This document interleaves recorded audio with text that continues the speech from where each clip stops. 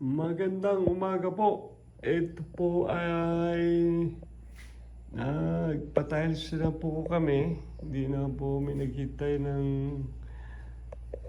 isang taon para malaman kung talagang hindi bababa ang ating flooring.